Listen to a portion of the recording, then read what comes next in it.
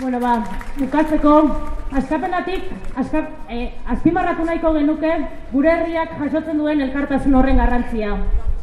Gure askapen prozesua, guri dagokigun arren, ezinezkoa izango da bidelagunik gabe aurrera eramatea. Horregaitik, elkartasun hori bultzatu eta elikatzea bere biziko garrantzia du. Eta guk lan hori posible egiten jarraituko dugu, lan hortan berresten gara askapenatik. Beraz, EHLek esan bezala, ezinbestekoa izango da barkatu borrokatzen eta antolatzen jarraitzea.